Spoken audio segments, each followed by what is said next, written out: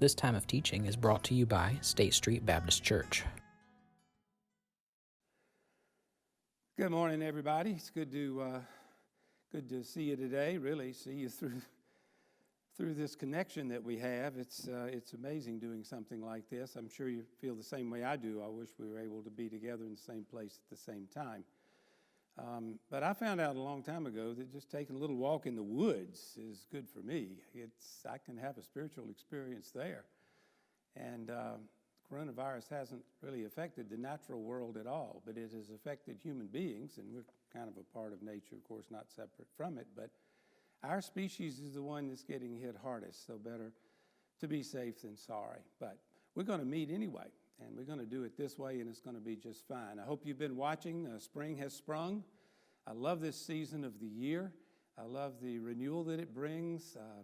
New birds since the last 2 or 3 weeks that I see at my feet, or maybe you're seeing them at yours. Rose-breasted grosbeaks migrating through, and that's a great bird to see this time of year. And then my grandmother always called the red birds that are only here in the summer redbirds. The cardinal that we've got year-round is the northern cardinal, but I heard my first summer tanager, it's called more appropriately, serenading me kind of in the backyard the other day. So keep your eyes open. Hummingbirds are going, snakes are crawling, butterflies, dragonflies, flowers. Interesting, the other day in Moss Creek, on a little slope with extra water, mountain laurel is flowering. Now, that's a plant you usually think of Piedmont Mountains. It's scattered all over the state. But that's interesting to see things spring back to life. My grandmother didn't like the hot time in South Carolina, and she didn't like the cold time. I asked her, "How could you live here, Mamma?" She said, "I live for the edges of the hot and the cold, spring and fall," and I'm very much like her.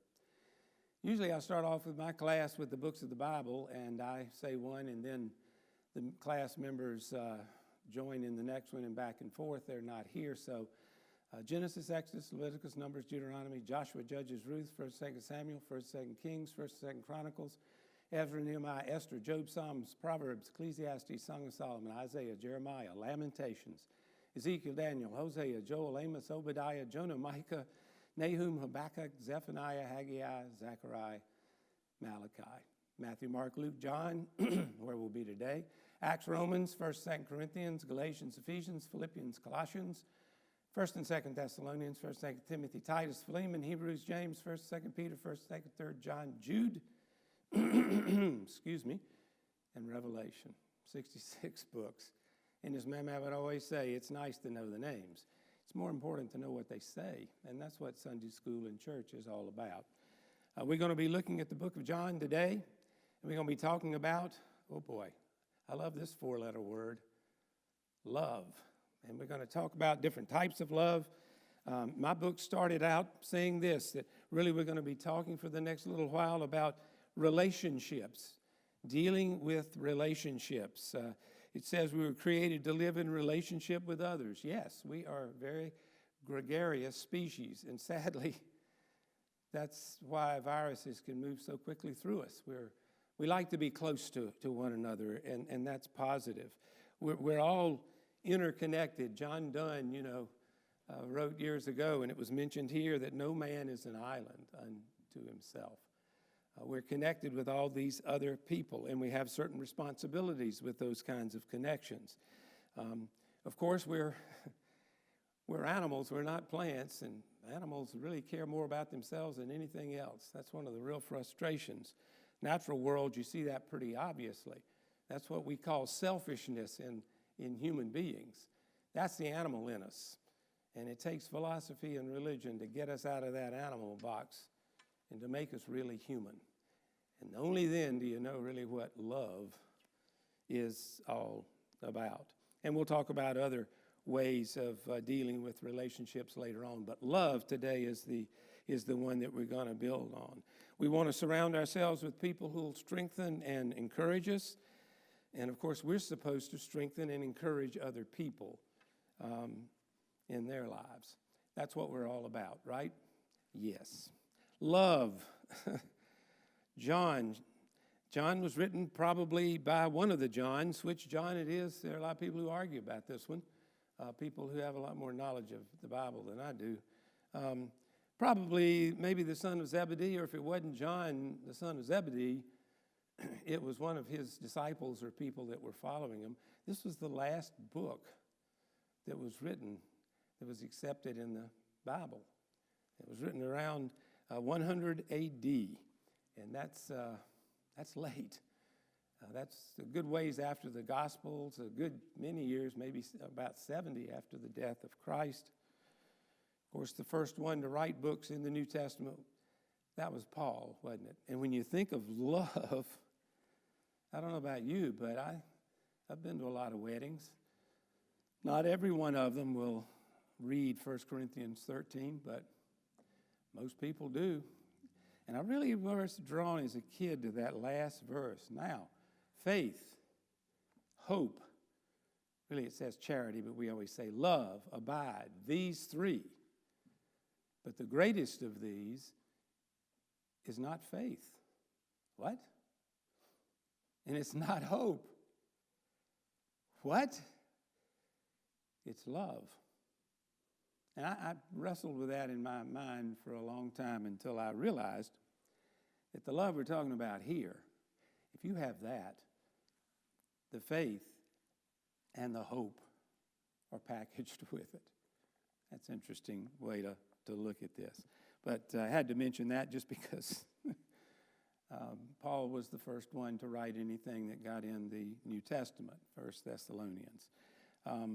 Probably John was written by either the son of Zebedee or someone who was living in Asia Minor who was, of course, a Christian. It's a lot of theology. It's very different from the other Gospels. There are 4 Gospels, right? Matthew, Mark, Luke, John. Mark was the first one. Matthew and Luke kind of looked at Mark first. It's pretty clear. Stories are basically the same. There's a little variation, but it starts with birth, goes to death and resurrection. John comes along, and this is a different way of doing business, but he does, where we're reading, mention the Passover supper that was being held and other things. We'll talk about that as we go along. This also mentions, my book does, that every now and then you hear somebody say, I love him, but I don't like him. You ever heard that? That's strange to hear. That's an interesting attitude. Sometimes we treat love as just a concept that really, it's a nice word to say, sounds pretty good, but unless we actually embrace it, unless we live that out, it really doesn't have much meaning at all. It's something that's expressed day to day, sometimes without even using words. And that's an important thing to mention. Starting point of any strong relationship is love. Is love. Now, when was this written? Well, let's do that. We're not sure about the writer, but we're kind of guessing at it. But we know it was written when Jesus and the 11 apostles were in the upper room. It used to be 12, but Judas had already left the building. This was a Passover meal. They were of the Jewish faith. They were going to synagogue. They were celebrating Passover, which the Jews, of course, still do to this day. Jesus had washed their feet as a servant would because he loved them. And soon they were going to take a short little walk to what John calls the Garden of Gethsemane. Most other of the Gospels, just say Gethsemane or the Mount of Olives. And Jesus was going to give a little instruction as they went along, and that's what we're talking about here. I think it's interesting, and I didn't know this until I started preparing for this, that the only of the 4 Gospels to actually call this the Garden of Gethsemane was John. The others were Gethsemane or Mount of Olives. Not that that matters at all, but it was interesting.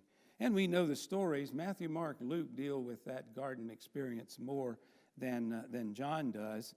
I was always interested in the time when Jesus sort of slipped away from most of the disciples and asked 3 to go with him, and what happened? I've never understood this fully, but what they did was went to sleep. while he was praying a real strong prayer.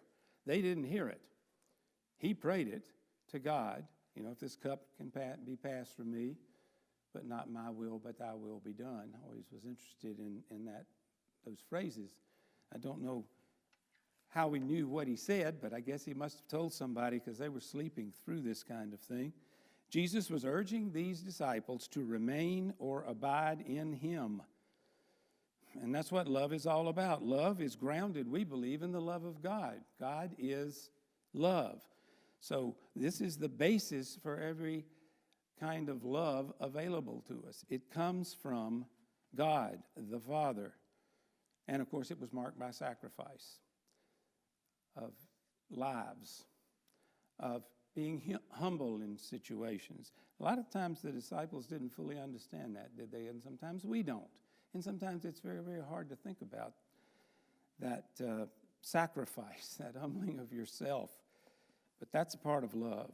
All right, let's jump in. John chapter 15, verses 9 through 10. Jesus is speaking here to the disciples. As the Father hath loved me, so I have loved you. Continue thee in my love. If ye keep my commandments, ye shall abide in my love, even as I have kept my Father's commandments and abide in his love. Love for others is to be grounded in God's love. That's what we just said. God is love. He pours out his love on us. He fills us up with that love, and we're supposed to spill that out on other people. That's one of those directives that was given in the Old Testament and referred back to by Jesus in the New Testament. It's the pervasive theme of all of John's writings, really, is this love that's grounded in God's love. In his early days of following Jesus, John's attitude wasn't anything like loving others. He was prejudicial. He was spiteful, judgmental. He cared a lot about himself. Maybe he was, the one that was the closest to Jesus in his own mind. And with his brother James, they were, my book says, almost asked to draw fire from heaven on a Samaritan village because they were irritated by whatever the actions of the Samaritans were. But he sought a special place for himself in the kingdom to come. And this is a guy who was a work in progress, just like you are and I am, and we all are. Does God use people like this? Thank goodness. Absolutely, he does. Does he love us even though he knows us? Yeah, he does. Jesus modeled love, and it rubbed off on John. And he urged all brothers and sisters in Christ to love one another. And by love, we're talking about God's kind of love. Greek word for love is familiar to many. Agape is the word. According to some biblical linguists, that's what my book says. In secular Greek, agape was a colorless word used synonymously with other Greek words for love. What are the other Greek words for love? Phileo. Philos, I would always say, but phileo is what the little book says here. And eros. So what kind of love are we talking about here? To me, my interpretation of agape love is the kind of love that God has for us. He loves us, and he loves us in spite of who we are. And that's amazing, and that's incredible. And we're supposed to kind of, to the best of our ability, love that way. That's love without expecting something in return. Maybe that's the way to say agape love for me. Philos love, that would be brotherly love. Family, of course, we love our family. Philos, Philadelphia, Philadelphia, city of brotherly love. And then eros, I don't guess anybody needs to think a long time about that, but that's sexual, that's erotic love. And those are three different words meaning three different things, but all wrapped up in love. Agape, loving for the sake of the one being loved, and that's the kind of love that God has. And what Jesus was telling his disciples and us is that we're supposed to have that kind of love for other people. Here's the way he said it. As the Father hath loved me, inasmuch as, there's another way to say it, as the Father had loved me, so have I loved you. They'd been together for a long time. Did the disciples understand everything Jesus was saying? Not really. He was in the garden. He knew what was coming. He tried to explain it. They didn't fully understand everything that he did. But they knew he loved them in spite of their faults, and that was a very strong message. But Jesus, it says here, loved the disciples because God first loved him. This love, this agape love, involves one's absolute loyalty to it. And that's an interesting thing. Abiding in Jesus. I like the hymn, Abide in Me. That's a good one. And it's a major theme of something that really came earlier in John chapter 15. The allegory of the vine and the branches, You're a branch of the vine, and you're supposed to bear fruit. And that's what is supposed to happen. He urged his followers to continue in his love. Abide in me was said early and often, and I think that's a wonderful thing to remember. Jesus connected love to obedience. This isn't really a suggestion. This is a commandment. Here's what he said.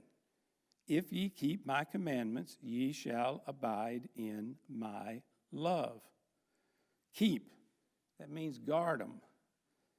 Attend to them carefully. Put them into practice, too, I would throw out. I think that's probably a pretty good way of explaining this. Commandments are prescribed injunctions that's got to be given from someone in authority. Jesus is saying, if you keep my commandments, ye will abide in my love. Now, you remember when Jesus was asked by someone who was trying to trick him, which of those top 10 commandments is the most important? And it's interesting what he said. You remember this? It's kind of an interesting thing. What did he say? First thing that Jesus says was, you're supposed to love the Lord thy God with all your soul, mind, heart, strength, every part of you. He was quoting Deuteronomy chapter 6, verse 5. He knew about what we call the Old Testament. He was very familiar with that. He grew up in the Jewish faith in the synagogue, knew that Deuteronomy 6:15 said, love the Lord thy God with all thy heart, soul, mind, and strength. And then, just for fun, I guess, he said, and the second one, most important commandment, is to love others as you love yourself. That's Leviticus 19, verse 18. Jesus was actually quoting scripture that he knew very well here and saying, yes, what was written back there thousands of years ago is still important right now, disciples, and you're supposed to practice what you preach, not just say it, but do it. Even as I have kept my Father's commandments, you're supposed to abide in his love. I love that. I think that's a great way to say things. All right, verse 11 through 12. These things I have spoken to you that my joy might remain in you, and that your joy might be full. This is my commandment, that ye love one another as I have loved you. There it is again. Basically going back to the Old Testament comment in Leviticus. Love one another, but now, not just because I say, because that's the way I loved you. You saw it put into practice. Sometimes, what's the way we say it? Sometimes what you're doing is so loud that I can't hear what you're saying. Yeah, you're supposed to put this into action. And I'm amazed by the way Jesus did it, and that's the message to us too, of course. We're his disciples. And once you're a disciple, what are you supposed to do? Become apostles and go out and share that message in every way that we possibly can. I'm a fan of Kate Wolf. I love her music. One of the lines that really was incredible in a book that in a song that she composed for wedding ceremonies, is this: love can't give you everything, but it gives you everything you need. And I've thought about that a lot. I didn't know that line when I got married 50 years ago now. Strange and unusual, challenging world of living with someone who knows you and loves you anyway, like God does. My wife does that. And I would say that I'm in the same situation, but honestly, I don't think I could be as honest by saying that. I don't find lots of faults in her. I know my own, though, very, very well. Christianity is a religion of do's and don'ts. Sometimes people say, well, that's just the worst thing in the world. I want to have freedom. I want to do what I want to do. Well, that's not the way this religion that we love works. There are certain responsibilities. Love God first and love others as you love yourself. These things, keep them because why? Not because I'm going to beat you over the head if you don't, but because I want you to have my joy. I want that joy to remain in you. That's what these instructions are there for. If you want to live the kind of life that gives you joy, and joy is not a destination, it's a means of travel, I think. You don't get there one day. It's a means of travel. I like to think of it that way. Joy, I mean, happiness, you can plan for it and maybe inhabit and then it goes away. Joy is a way of traveling. That my joy might remain in you and that your joy might be full. Jesus talked a lot about abundant life, and I think that's what he was referring to. Faithfulness to his word was not to be seen as sort of doom or gloom or keeping you from doing anything and everything. It makes sure when you make decisions about how you treat other people that they'll be decisions like other people should make for you. The golden rule: do unto others as you would have them do unto you. That's another way of saying this. And the other one is practice what you preach. If you're claiming to be something, let's go ahead and show it. My joy refers to the joy Jesus knew being obedient to the Father. He had joy in washing the feet of the disciples, I would say, and humbling himself. And we're supposed to do things like that. And you want to be full of this joy, so that it overflows, the book says. And like I say, just the love of God to me is filling us up all the time. It's never ending. And we're supposed to spill it out on other people. Don't worry, we're going to have a full glass. Because God's love never fails. Never fails. Love can't give you everything, but it'll give you everything you need. That's what God's love is all about. And Jesus repeated a specific commandment, that ye love one another as I have loved you. Every now and then, and probably this doesn't happen to you, my wife says to me, it's not all about you. I hope you don't hear that too often. I don't hear it that often, but every now and then I do. And you know what? She's right. We're a part of something bigger than ourselves. Boy, I wish I could remind everybody of that right now at the snapping of my fingers. This world would be a better place immediately. That's why coming to church, coming to Sunday school, and living that kind of life is important. And it's not just for me. My grandmother wasn't really talking much about rewards. She shied away from that. Didn't want to talk about that. Said God take care of that. You do what's the right thing to do and let the chips fall where they may. And I trust God to take care of me through every day or all the way. He will take care of you. God will take care of you. Now, do you do silly things and try to see if God can pull you out of it? I would advise against it. But that's an interesting thought. To love like Jesus is to love unconditionally and sacrificially. And that's a challenge for a lot of people today. And then last but not least, verses 13 through 14. Greater love hath no man than this, that a man lay down his life for his friends. Ye are my friends if ye do whatsoever I command you. Love for others means sometimes major sacrifice. I was an x-ray technician in the Army. I worked in the emergency room. There was a man brought in one day who was DOA. You know what that means. He was dead on arrival. We had all the tools there, all the equipment, all the good medical facilities. He was dead, and we couldn't do anything about it. And his family was coming in a little bit later, and they were crying, and I overheard what they were saying. You know what this man had done? He saw a ball roll into the road, and he saw a little girl dash out between two cars to get the ball. And this man, it was not his daughter, it was not anyone related to him, just automatically ran, pushed her out of the way. She got scraped up a little, and he was hit by the car and killed. That's sacrifice. That's love. And I want that, don't you? And Jesus said to his disciples, Father gave that love to me, and I'm passing it on to you, and you pass it on to other people. Man, woman, lay down their life for their children.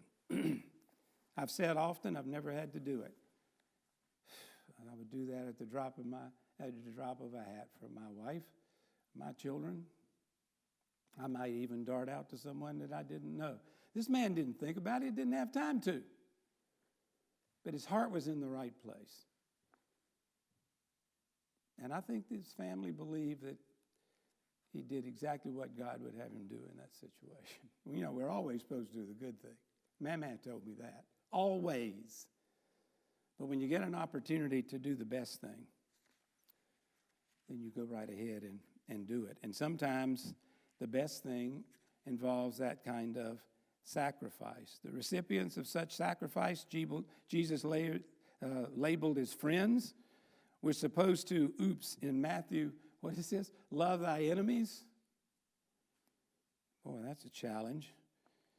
Friends, when you talk about friends, isn't that sort of the philos love? Yeah, brotherly love. Friendly love produces friends, and that's important. Brotherly love is important. Casual or social acquaintances as friends, we like them. We have to give them distance right now under the circumstances, but the love can go right across that distance easily. That's no sweat. That's no sweat. And why am I wearing that silly mask that my wife made for me? To make sure that if I had something, I'm not going to pass it on. It's not as much for me as it is for other people. Ye are my friends. Jesus wanted his disciples to know that they were his friends and that he was their friend and he's our friend. Not somebody that you can play with, not somebody that you can test. You don't do that to real friends anyway, do you? If you do whatsoever I command you, you are my friend. I am your friend, and the joy that I feel, Jesus said, will fill you up too. That's something I want for everybody that I know, the joy and the peace that we always say passeth all understanding. We're supposed to do what God would have us do first and foremost, and that means care genuinely about other people.